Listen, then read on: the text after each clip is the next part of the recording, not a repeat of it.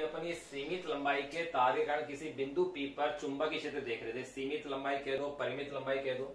ये मैंने एक तार वाई डैश मान लिया था।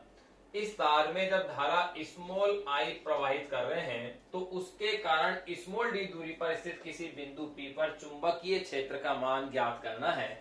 यहां अब आप क्या देखते हैं, इसके लिए एक अल्पांश mn की कल्पना करते हैं जिसकी लंबाई dl है।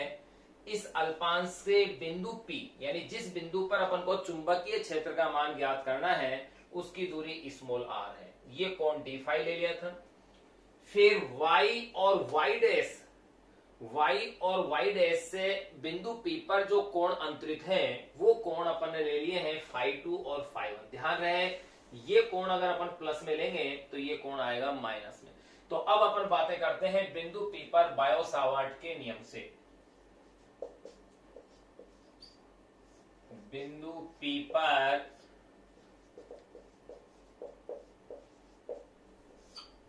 P पर अल्पांश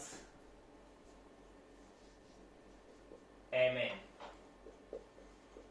के कारण चुंबकीय क्षेत्र बायो सावर्ट के नियम से, अगर बायो सावर्ट के नियम से बिंदु P पर अपन अल्पांश के कारण चुंबकीय क्षेत्र देखें तो इसका फॉर्मूला होता है dB = म्यू नॉट अपॉन में 4 पाई IDL साइन थीटा अपॉन में r स्क्वायर। अगर ये अल्पांश वाला कोण यहाँ पर ये क्या है, थीटा है, स्मॉल r दूरी वाली स्थिति के लिए, तो dB = म्यू नॉट अपॉन 4 पाई IDL साइन थीटा अपॉन में r स्क्वायर। बिल्कुल यही होता है। यहाँ मैंने अल्पांश से दूरी को बिंदु P तक के लिए मैंने इसको स्मॉल r से लिया है क्योंकि बायो सावर्ट के नियम में भी ये स्मॉल r ही था, लेकिन आंसर आपको स्मॉल d के रूप में निकालना है। अब देखिएगा, अब अपना काम है इस dl साइन थीटा को चेंज करना। तो यहाँ देखें dl यहाँ है, इसका मतलब मुझे ये वाली अगर साइड चाहिए तो मुझे इस ट्राइंगल का नाम क्या है, MLN। ML ट्राइंगल की अगर मैं बात करूं तो इसमें मैं साइन थीटा का मान निकाल के देखता हूं। तो देखिएगा समकोण त्रिभुज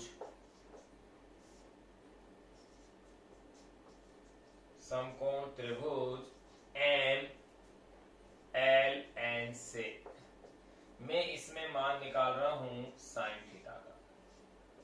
साइन थीटा होता है लंब बटे कर्ण, यानी न्यून कोण के सामने भुजा हो गई है लंब, जो कि है आपके पास ML। कर्ण समकोण के सामने वाली भुजा यानी कि NM कह दो, या इस NM की लंबाई है DL। तो यहां आपके पास ये ML = आ गया है DL sine theta, equation number 2। तो देख रहे हैं आप कि ML की वैल्यू DL साइन थीटा आ गई है, लेकिन ML की वैल्यू आप D फाई से भी निकाल सकते हैं। कैसे निकाल सकते हैं, क्योंकि आपको पता है कि कोण = क्या होता है, चाप बटे त्रिज्या। तो कोण बराबर चाप बटे त्रिज्या के फॉर्मूले से अगर अपन इसे देखें तो देखिए क्या फॉर्मूला आता है। चूंकि कोण = है चाप बटे त्रिज्या, इसलिए कोण D फाई इस कोण D फाई के लिए चाप हो गया है ML और त्रिज्या हो जाएगी इसकी स्मॉल r। तो देखिए चाप हो गया है इसका ML और त्रिज्या इसके लिए बन गई है स्मॉल r। इसका मतलब ML = R D phi. Equation number ये 3 आ गई है। अब आप क्या देख रहे हैं, समीकरण 2 और समीकरण 3 को अगर अपन देखें, समीकरण 2 और समीकरण 3 को अगर आप देखते हैं तो दोनों का बायां पक्ष बराबर है, यानी कि DL साइन थीटा का मान R D फाई के इक्वल आ गया है।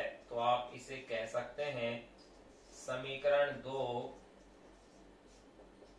वे समीकरण 3 से। समीकरण 2 और समीकरण 3 से आप देखेंगे कि DL साइन थीटा = आ चुका है R D phi. Equation number ये आ गई है 4। यानी कि ये जो DL साइन थीटा अपने पास बायो सावर्ट के नियम में आ रहा है, इस dl sin थीटा का मान आपके पास इक्वल आ गया है r d फाई के।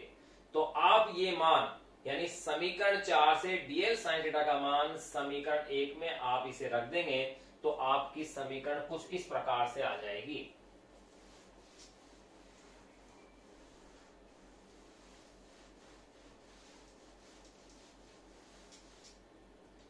ये मान इसमें रखते हैं तब देखिए समीकरण 4 से dl sin थीटा का मान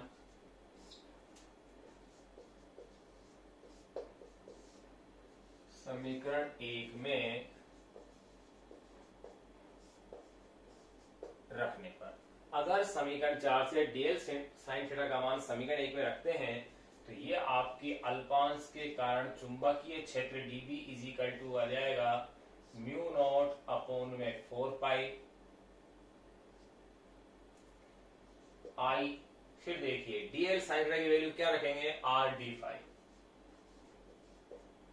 अपॉन में r स्क्वायर, एक r से एक r कैंसिल हो जाएगा।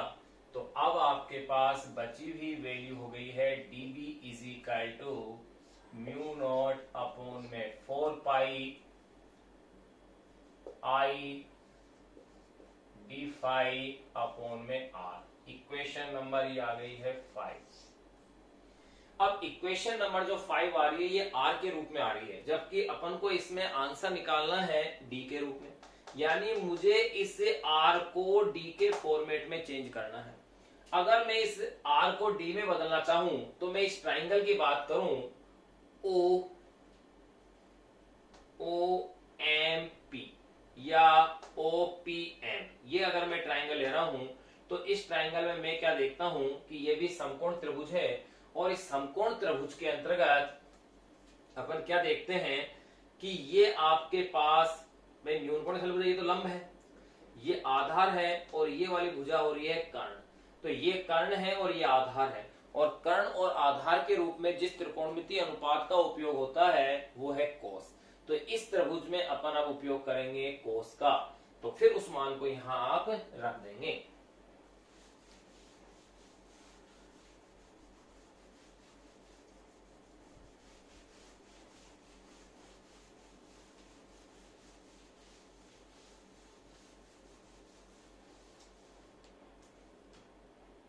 देखिएगा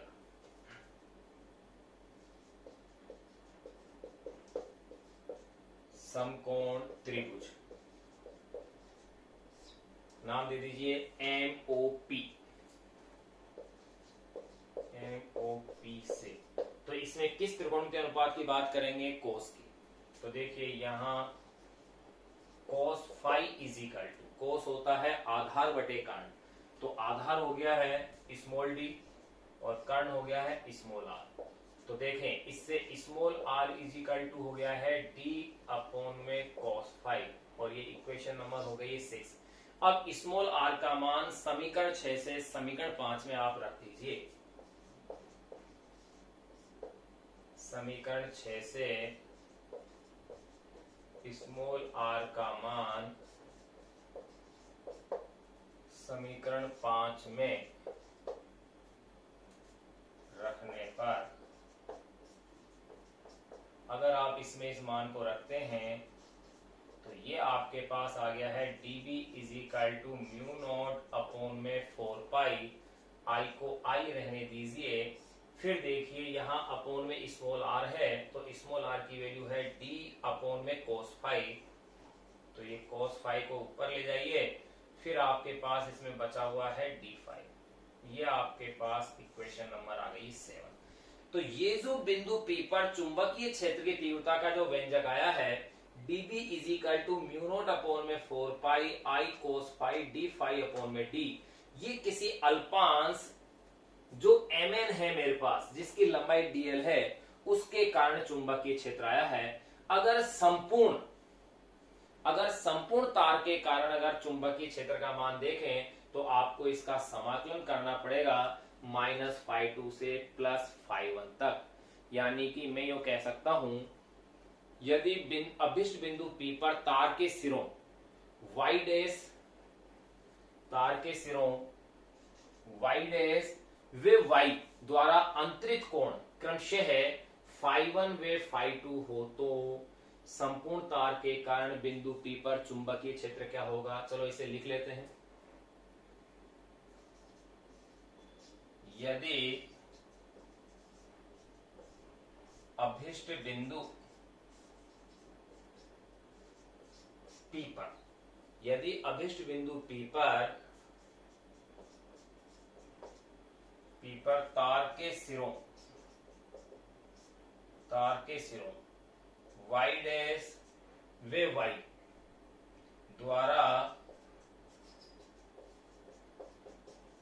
द्वारा अंतरित कोण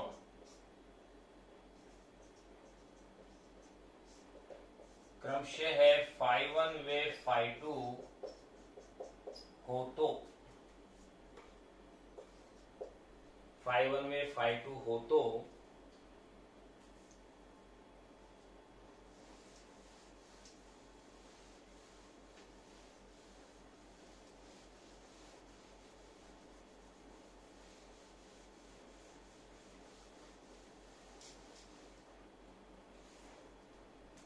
φ1 व φ2 हो तो संपूर्ण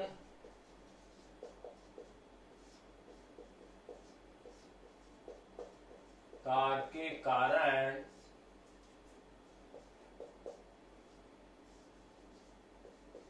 बिंदु P पर चुंबकीय क्षेत्र क्या होगा? देखिए B इज इक्वल टू इस dV का समाकलन हो जाएगा। ध्यान रहे ये प्लस में तो ये एंगल होगा माइनस में, तो ये लिमिट हो जाएगी -φ2 से +φ1 तक। चुंबकीय क्षेत्र B इज इक्वल टू समाकलन -φ2 टू +φ1 dV, इक्वेशन नंबर 8 होगा। ये अपने पास मान होगा। अब dV का मान समीकरण 7 से समीकरण 8 में आप रख दीजिए। समीकरण 7 से dV का मान समीकरण 8 में रखने पर, अगर समीकरण 8 में आप इस मान को रखते हैं तो देखिए आपकी इक्वेशन क्या बनेगी? B is equal to -φ2 to +φ1। dV की वैल्यू है आपके पास μ0/4π I cos phi d phi upon में d। ये अपने पास इक्वेशन आ गई है जिसकी अब आपको समाकलन हल करनी है। अब देखिए इसकी समाकलन को हल करते हैं। यहां μ0I/4πd ये सब कांस्टेंट है, -φ2 से +φ1। मेरे पास रह गया है cos phi और ये d phi के रेफरेंस में। cos का समाकलन होता है sin, cos का समाकलन क्या होता है? sin। तो अगर sin इसका समाकलन है तो देखिए μ0I/4πd, इसको आप लिख दीजिएगा sin phi, क्योंकि cos का समाकलन phi हो चुका है। तो लिमिट है -φ2 से +φ1 तक। अब देखिए लिमिट अपन को यूज करनी है, लिमिट लगानी है। Upper limit, lower limit. Lower limit minus में लगती है, पहले से ही माइनस है तो इसलिए माइनस माइनस क्या हो जाएगा? यहाँ प्लस हो जाएगा। तो अब आप इसकी जब लिमिट लगा देंगे तो अब आपकी जो समीकरण बन जाएगी वो इस प्रकार से आ जाएगी।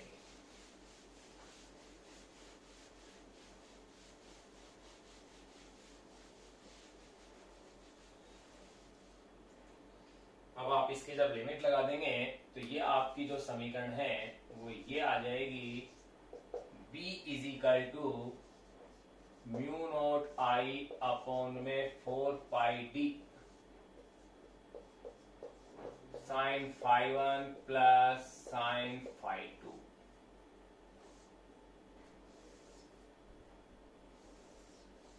ये आ जाएगी आपकी इक्वेशन नंबर 9। क्योंकि इससे पहले की इक्वेशन नंबर 8 आपके पास आ चुकी थी। ये इक्वेशन नंबर 9 अपने पास आ गई। यही किसी परिमित लंबाई के तार के कारण किसी बिंदु P पर चुंबकीय क्षेत्र का व्यंजक है। तो यहां अपन ने परिमित लंबाई या सीमित लंबाई के तार के कारण किसी बिंदु P पर चुंबकीय क्षेत्र का व्यंजक प्राप्त कर लिया है। अब अपन जानेंगे इसकी विशेष स्थितियां। देखें भाई, समीकरण 9, परिमित लंबाई या इसे कह दीजिए सीमित लंबाई के धारावाही तार के कारण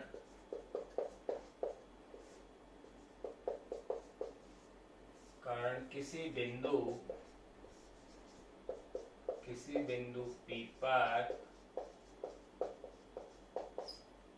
P पर चुंबकीय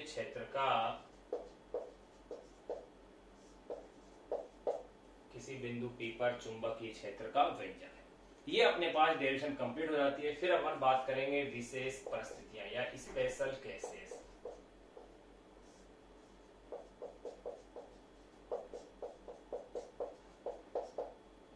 विशेष परिस्थितियां,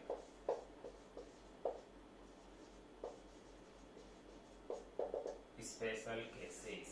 तो देखो, विशेष परिस्थितियों में नंबर 1, यदि तार अनंत लंबाई का हो तो। अगर तार अनंत लंबाई का है तो देखिए, गौर कीजिएगा, तार अगर अनंत लंबाई का है तो यहां इस सिरे से बनने वाला कोण, इस सिरे से बनने वाला कोण बिंदु P पर क्या होगा, 90 डिग्री होगा। अगर तार अनंत लंबाई का है, ऐसे डैश डैश डैश डैश आगे तक चलते जाओ, डैश डैश डैश ऐसे ऊपर जाते जाएंगे, तो आप देखेंगे इन सिरों से इस बिंदु P पर बनने वाला कोण क्या होगा, इसके समानांतर वाली स्थिति में देखेंगे 90 डिग्री का कोण हो गया। तो अगर ऐसी स्थिति है कि विशेष परिस्थितियों में पहला अपन केस ले रहे हैं, यदि तार अनंत लंबाई का हो तो, यदि तार अनंत लंबाई का हो तो, देखो ध्यान रहे, अनंत लंबाई के तार के कारण किसी बिंदु पर चुंबकीय क्षेत्र का व्यंजक ज्ञात करना अपनी बुक में ये दिया हुआ है एम्पियर के नियम से, और वहीं उसको ज्ञात भी करेंगे अपन। लेकिन यहां अपन इसे इसकी एक विशेष स्थिति के रूप में ले रहे हैं। अब देखिए, ये विशेष स्थिति के रूप में अपन ले रहे हैं, तो उसमें पहली स्थिति क्या लिखी है मैंने, यदि तार अनंत लंबाई का हो तो। अगर अनंत लंबाई का तार होगा तो ऐसी स्थिति में φ1 और φ2 दोनों का मान होगा 90 डिग्री। इसलिए B का जो फॉर्मूला बनेगा वो देखिएगा क्या बनेगा, म्यू नॉट I अपॉन में 4πd। यहां पर D है तार के मध्य के बिंदु O से उस बिंदु P की दूरी, जो कि लंबवत दूरी है तार से। तो देखिए, वैल्यू रखिएगा sin φ1 ये 90 डिग्री, sin φ2 ये भी 90 डिग्री, sin 90 की वैल्यू क्या होती है, 1। तो इक्वेशन आ गई है B = म्यू नॉट अपॉन में 4π I अपॉन में D 1 + 1। यह लिख देते हैं, चूंकि sin 90 डिग्री = 1। तो देखिए, अब इक्वेशन क्या आ गई है मेरे पास, 1 + 1 2, 2 को 4 से डिवाइड कर लीजिए, तो ये हो जाएगा म्यू नॉट अपॉन में 2π, म्यू नॉट अपॉन में 2π I अपॉन में D। अनंत लंबाई के तार के कारण चुंबकीय क्षेत्र का व्यंजक, ये समीकरण नंबर 10 के रूप में आपके पास आ गया है। B = mu naught I upon में 2πd। ये पहला केस कंप्लीट हुआ। सेकंड केस, अगर बिंदु P इसके लंब अर्धक पर स्थित हो, यानी ये वाली स्थिति आ जाए, इसी एक फॉर्मूले के अपन केस बना रहे हैं सारे।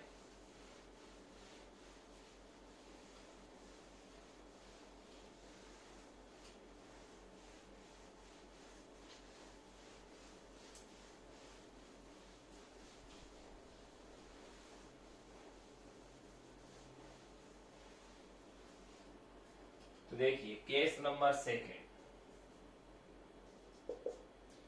सेकेंड कि बिंदु P लंब अर्धक पर स्थित हो तो,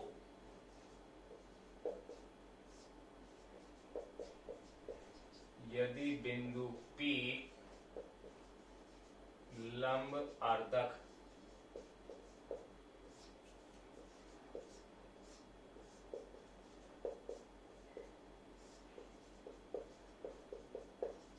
पर स्थित हो, तो यानी कि इस तरह की स्थिति हो कि लंब अर्धक यानी बिल्कुल मध्य के भाग से इस तरह से डिवाइड किया हुआ हो।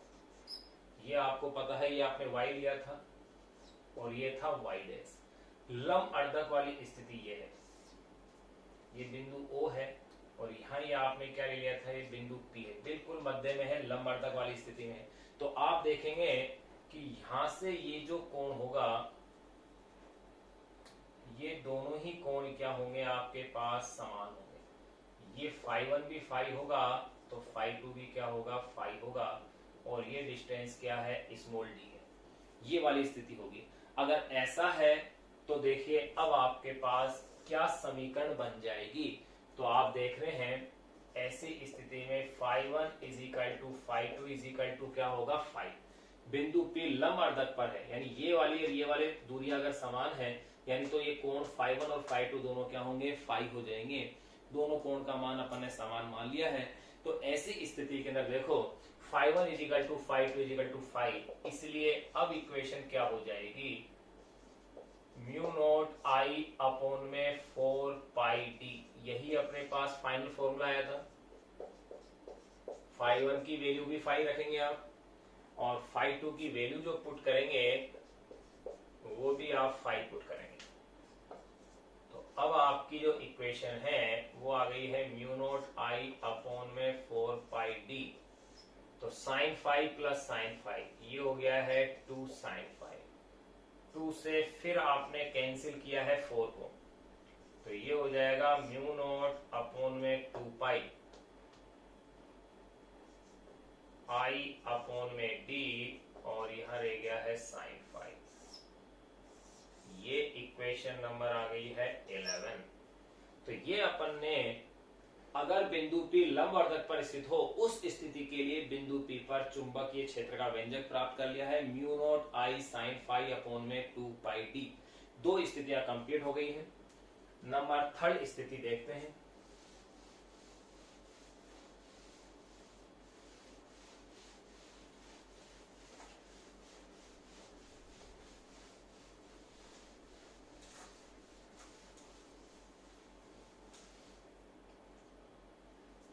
नंबर थर्ड, तीसरी स्थिति, बिंदु सीमित लंबाई के सिरे के ठीक सामने हो।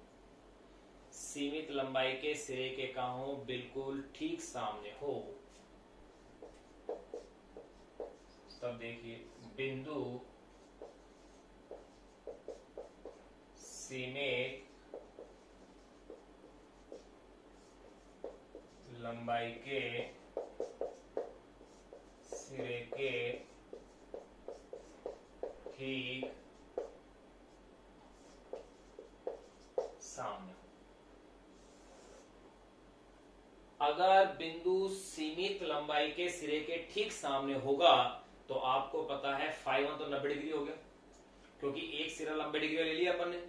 एक सिरा 90 डिग्री पर है, यानी कि अनंत वाली स्थिति पे जा रहा है एक सिरा तो, और दूसरा सिरा सीमित लंबाई का उसके सामने है, तो φ2 की वैल्यू क्या हो जाएगी, 0। देखो ये एक सिरा तो अनंत लंबाई पर है और दूसरा बिंदु P इस सीमित लंबाई वाले सिरे के सामने है, यानी इससे तो कोण बन ही नहीं रहा। तो φ2 की वैल्यू तो क्या हो गई, 0, और φ1 क्या हो जाएगा, 90 हो। तो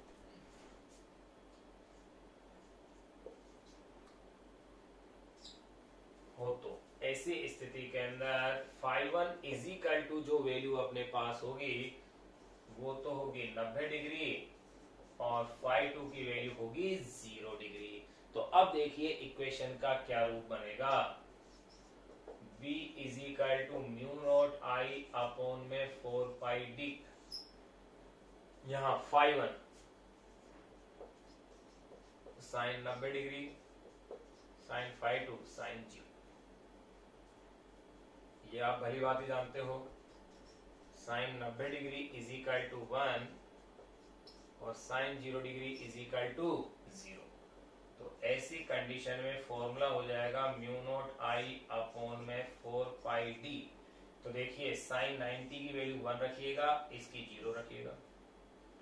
तो अब आपकी जो समीकरण बनी है वो है म्यू नॉट आई अपॉन में 4 पाई डी, इक्वेशन नंबर 12। भाई ये इक्वेशन नंबर 9 थी।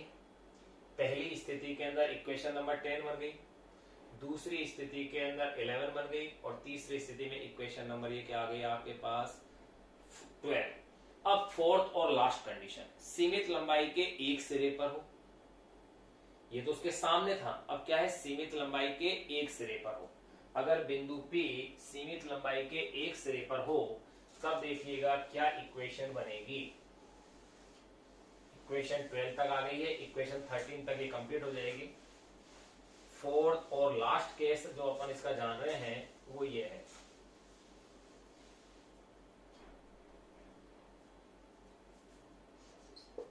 नंबर फोर्थ और लास्ट केस, सीमित लंबाई के एक सिरे पर हो बिंदु, सीमित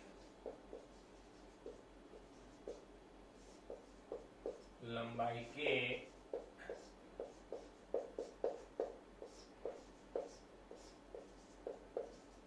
एक सिरे पर हो तो अगर सीमित लंबाई के एक सिरे पर हो तो देखिए ये आपको पता है ये अपने पास y था और यहां आपने इसको लिया था y डैश। अगर ये y है, बिंदु सीमित लंबाई के एक सिरे पर यहां पर ले लेते हैं उस बिंदु को, ये लीजिए बिंदु P यहां है। तो अब देखिए, और इसकी तार की लंबाई क्या ले लेंगे आप, कैपिटल L ले लें, और ये दूरी क्या है स्मॉल d है, क्योंकि ये तो बिंदु O हो गया आपके पास, सॉरी बिंदु जो O है वही क्या बन गया आपके पास y है। अब देखिए ये वाली दो दूरी है, इस दूरी को आप ज्ञात कर सकते हैं कैसे, पाइथागोरस प्रमेय से। कर्ण है, ये लंब है, ये आधार है, तो ये कर्ण कितना होगा पाइथागोरस थ्योरम से l स्क्वायर प्लस d का square, root of l square plus d square होगा। तो मैंने क्या कहा, कौन सा केस ले रहे हैं, सीमित लंबाई के एक सिरे पर हो। तो ऐसी स्थिति के अंदर देखो जो एंगल बनेगा फाई 1 वो किसके इक्वल होगा, फाई के, और फाई 2 की वैल्यू तो क्या होगी 0, क्योंकि उसी पर ही तो है। भाई फाई 1 की वैल्यू, ये जो एंगल होगा फाई 1, ये जो एंगल फाई 1 होगा यहां पर, ये तो कितना बनेगा भाई फाई के इक्वल बनेगा। ये वाला एंगल, ये वाला एंगल है वो तो हो गया है phi 1 is equal to phi, लेकिन फाई 2 क्या होगा 0, क्योंकि उसी पर तो है बिंदु। तो ऐसी स्थिति में देखो phi 1 is equal to phi और फाई 2 इज इक्वल टू क्या लिया जाएगा आपके पास 0 होगा। तब देखिए अब अपने पास इक्वेशन क्या बन जाएगी, B is equal to mu naught I upon में 4 पाई डी, साइन फाई 1 की वैल्यू 5 प्लस साइन फाई 2 की वैल्यू है 0, साइन 0 की वैल्यू 0 है, अपन बार बार जान चुके हैं इसको। तो B इज इक्वल टू, मेरे पास फॉर्मूला रह गया है mu naught I sine phi upon में 4 पाई डी, इक्वेशन नंबर 13। ये इक्वेशन नंबर 13 आ गई है, B is equal to mu naught I sine phi upon में 4 पाई डी। अब आप इसमें एक काम और कर सकते हैं, साइन फाई की भी वैल्यू निकाल सकते हैं, क्योंकि एंगल आपको पता है। तो देखिए कैसे निकालेंगे, चूंकि sine phi is equal to लंब बटा कर्ण, लंब क्या है कैपिटल L, और कर्ण कितना है root of L square plus D square,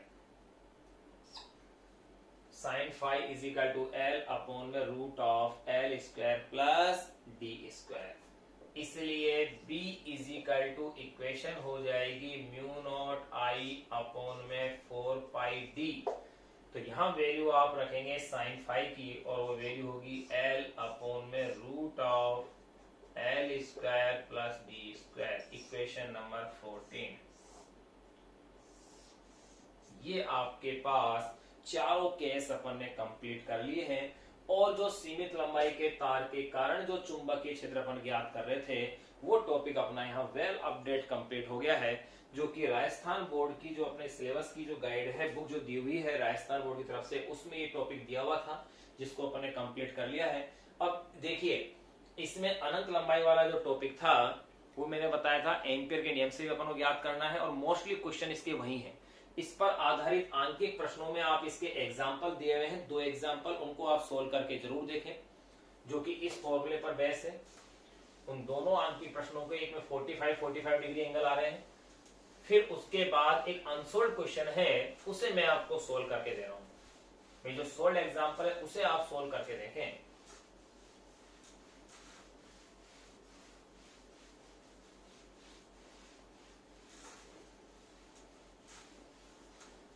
unsolved question को मैं आपके पास सोल्व कर रहा हूं। देखिए वो अनसोल्व क्वेश्चन क्या है। क्वेश्चन ये दे रखा है, एक लंबे सीधे तार में 35 एम्पियर की धारा प्रवाहित हो रही है। एक लंबे सीधे तार में 35 एम्पियर की धारा प्रवाहित कर रहे हैं, और उस तार से 20 सेंटीमीटर दूरी पर चुंबकीय क्षेत्र का मान पूछ रहे हैं। यानी आपको डी का मान दिया हुआ है और धारा आई का मान दिया हुआ है, और लंबे सीधे तार कह दिया बाकी, और ये नहीं कहा कि कितना डिग्री कोण, कितना क्या तार है। इसका मतलब तार को कैसा मानना है, अनंत लंबाई का तार मानना है।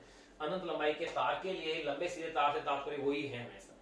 अपने लिए लंबे सीधे तार से तात्पर्य सदैव अनंत लंबाई का तार ही होगा। तो देखिए, एक लंबे सीधे तार में 35 एम्पियर की विद्युत धारा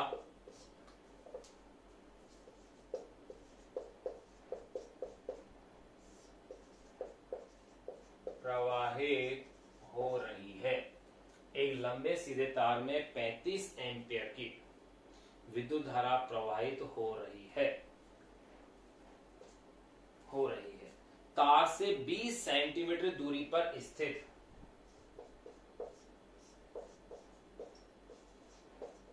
तार से 20 सेंटीमीटर दूरी पर स्थित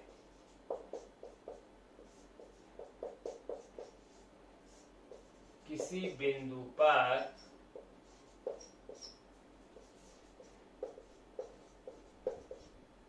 बिंदु पर चुंबकीय क्षेत्र का परिमाण क्या है।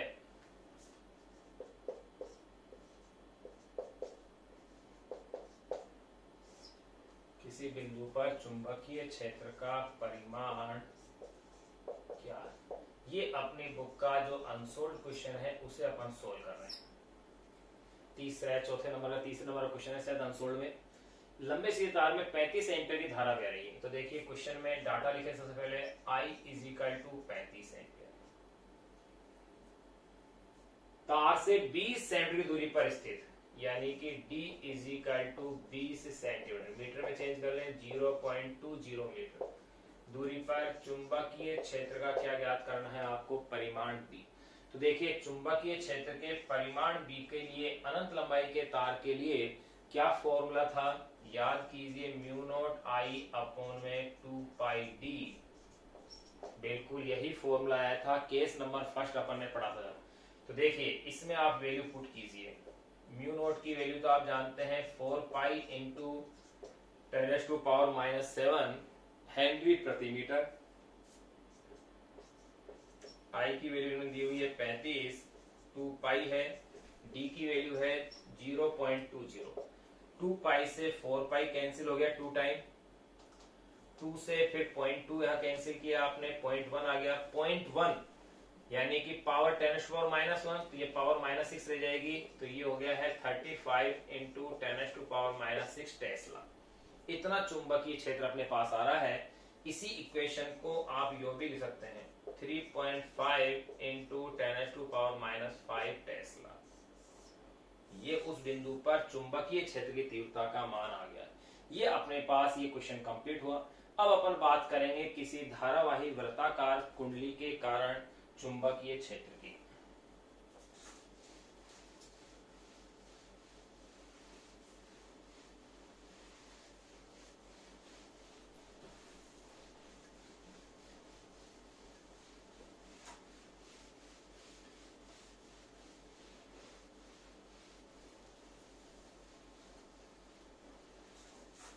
बायो सावर्ट नियम के अनुप्रयोग में पहला अनुप्रयोग अपन ने जान लिया, सीधे तार के कारण चुंबकीय क्षेत्र निकाल लिया, अनंत लंबाई के तार के कारण निकाल लिया।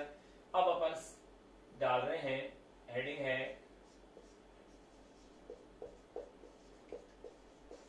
धारावाही वृत्ताकार कुंडली के कारण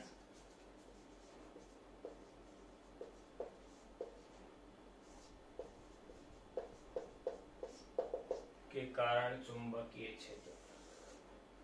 देखिए, धारावाही वृत्ताकार कुंडली के कारण चुंबकीय क्षेत्र दो स्थितियों में निकालने हैं। पहला तो निकालना है कुंडली के केंद्र पर चुंबकीय क्षेत्र, फिर दूसरा अपन को ज्ञात करना है कुंडली की अक्ष पर स्थित किसी बिंदु पर। तो पहले अपन नंबर फर्स्ट या नंबर 1 पहले अपन कह देते हैं धारावाही वृत्ताकार कुंडली के केंद्र पर चुंबकीय। देखो, वैसे अपन जो अक्ष पर जो चुंबकीय क्षेत्र ज्ञात करेंगे उससे कुंडली के केंद्र पर भी चुंबकीय क्षेत्र ज्ञात हो जाता है। अगर अक्ष की दूरी जिसको अपन x मान रहे हैं उस x का मान 0 कर दिया जाए तो केंद्र वाला मान भी ज्ञात हो जाता है। परंतु अपनी बुक में जिस तरीके से दे रखा है अपन उसी तरीके से इसको फॉलो कर रहे हैं कि बुक के अंदर पहले केंद्र पर मान निकाला गया है, उसके पश्चात अक्ष पर निकलवा रहे हैं। तो देखिए, मैंने क्या कर लिया कि मैंने ये मान लिया कोई एक धारावाही वृत्ताकार कुंडली है। लैंग्वेज आप खुद लिखेंगे। ये धारावाही वृत्ताकार कुंडली है जिसका ये केंद्र O रहा और इस कुंडली की जो त्रिज्या है वो है कैपिटल R। ये धारावाही वृत्ताकार कुंडली में ले ली है जिसकी त्रिज्या क्या है, कैपिटल R है। इस कुंडली में स्मॉल आई मान की धारा प्रवाहित है। इस तरह से अगर स्मॉल आई मान की इसमें धारा प्रवाहित है तो इस धारा प्रवाह के कारण कुंडली के केंद्र O पर अपन को चुंबकीय क्षेत्र का मान ज्ञात करना है। इसके लिए क्या करते हैं, इसकी परिधि पर एक अल्पांश की कल्पना करते हैं जिसकी लंबाई क्या है, dl है। इस अल्पांश dl और ये जो दूरी है आपको पता है स्मॉल r किसके इक्वल हो जाएगी, इस बिंदु P, यानी बिंदु P की जगह क्या आ गया, बिंदु O आ गया। इस बिंदु O, ये जो बिंदु O आपने बनाया हुआ है ये बिंदु P का काम करेगा अल्पांश के कारण। और आपको ये पता है कि त्रिज्या हमेशा परिधि पर क्या होती है, लंब होती है। तो ये एंगल हमेशा 90 डिग्री का ही होगा। ये एंगल अगर 90 डिग्री का है तो आप देख लीजिए ये 90 डिग्री एंगल हो गया तो कुंडली के केंद्र पर चुंबकीय क्षेत्र, इसका मतलब क्या होता है, मैक्सिमम होता है, क्योंकि sin 90 की वैल्यू क्या होती है, 1 होती है। तो यहाँ अपन ने धारावाही वृत्ताकार कुंडली के केंद्र पर चुंबकीय क्षेत्र का व्यंजक निकाल रहे हैं। ये मैं नहीं लिख रहा हूं कि माना एक कुंडली जिसकी त्रिज्या कैपिटल R है, मैं आई मान की धारा प्रवाहित होने पर उसकी कुंडली पर चुंबकीय क्षेत्र का मान ज्ञात करने के लिए dl लंबाई के एक अल्पांश की कल्पना कर रहे हैं। मैं सीधा डायरेक्ट बायो सावर्ट नियम से लिख रहा हूं। ये लैंग्वेज आप स्वयं भी लिख सकते हैं। तो अब देखिए,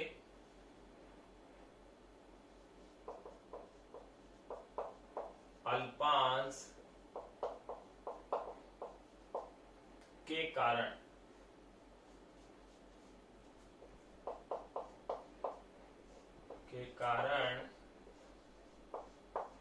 बिंदु O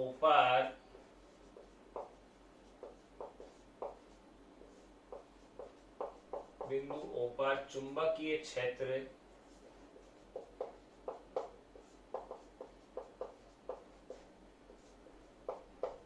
बायो सावर्ट के नियम से, अल्पांश के कारण बिंदु O पर चुंबकीय क्षेत्र बायो सावर्ट के नियम से क्या होगा, dB is equal to mu naught upon में 4 pi I dl sine theta upon में r स्क्वायर। Equation number 1। चूंकि त्रिज्या सदैव परिधि पर क्या होती है, लंब होती है।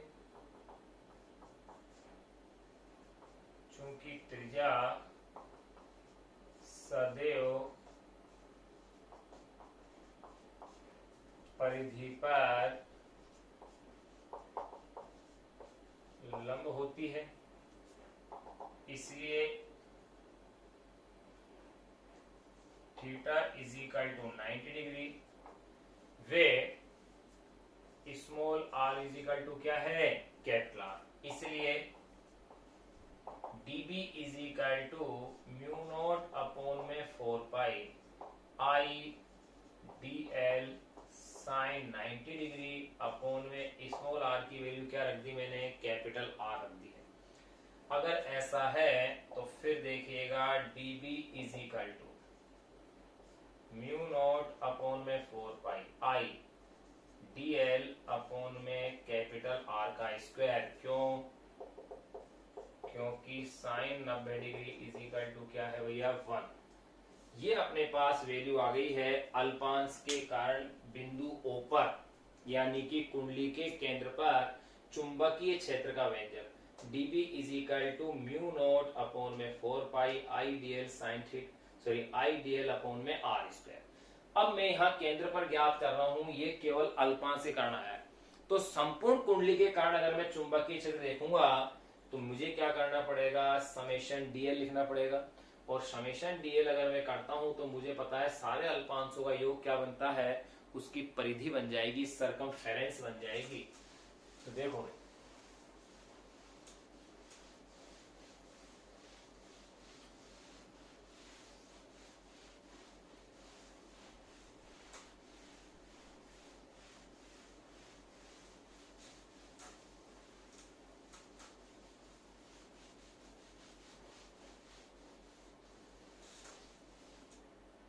मेरे पास अब जो इक्वेशन आ गई है वो देखिए, अतः संपूर्ण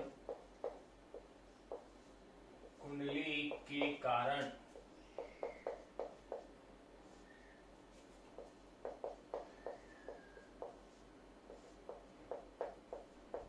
कुंडली के केंद्र O पर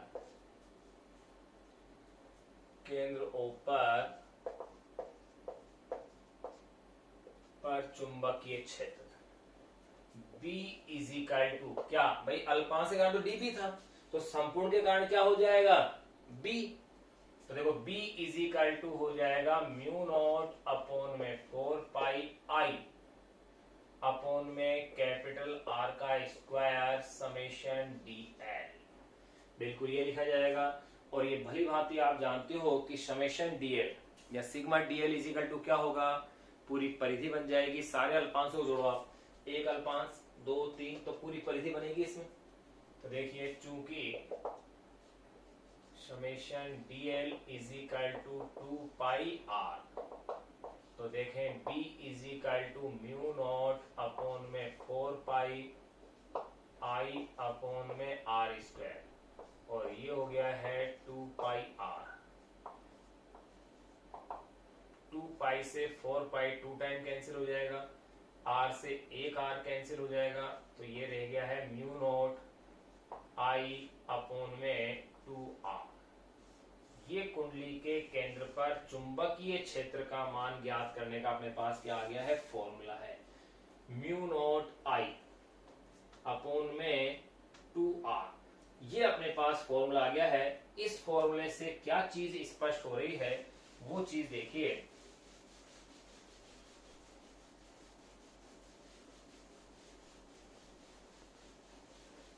इस फॉर्मूले से अपन देख रहे हैं कि कुंडली के केंद्र पर अगर चुंबकीय क्षेत्र है तो वो उसमें प्रवाहित धारा के समानुपाती है और उसकी त्रिज्या के क्या है, व्युत्क्रमानुपाती है। यानी अगर आप B में और R में अगर ग्राफ देखते हो तो ये ग्राफ तो परवलय, अति परवलय के रूप में आएगा। लेकिन अगर आप B में और I में, चलो पहले I के साथ ले लेते हैं ग्राफ, क्योंकि पहले I लिखा हुआ है इधर, और अगर आप I के साथ देखते हो तो ये ग्राफ एक स्ट्रेट लाइन आएगा, सरल रेखा के रूप में आएगा। परंतु अगर आप ग्राफ को B और उसकी त्रिज्या के साथ देखते हो तो ग्राफ अति परवलय के रूप में इस प्रकार से अपन को क्या होगा, ये प्राप्त होगा। ध्यान रखना ग्राफ नीचे टच नहीं कर रहा है। फिर अगर अपन ये लिख दें, इसके आगे की एक स्टेप में ये लिख रहा हूं, यदि कुंडली में फेरों या इसे कह सकते हैं घेरों की संख्या, कुंडली में फेरों या घेरों की संख्या, या इसे कह सकता हूं कुंडली में लपेटों की संख्या कैपिटल एन हो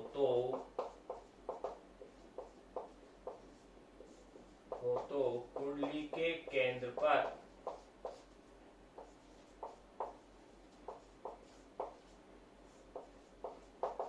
चुंबकीय क्षेत्र BC, मैं इसे डायरेक्ट फॉर्मूले के रूप में लिख रहा हूं। B का मतलब चुंबकीय, C का मतलब सेंटर पर, तो BC is equal to formula हो जाएगा म्यू नॉट NI अपॉन में 2R।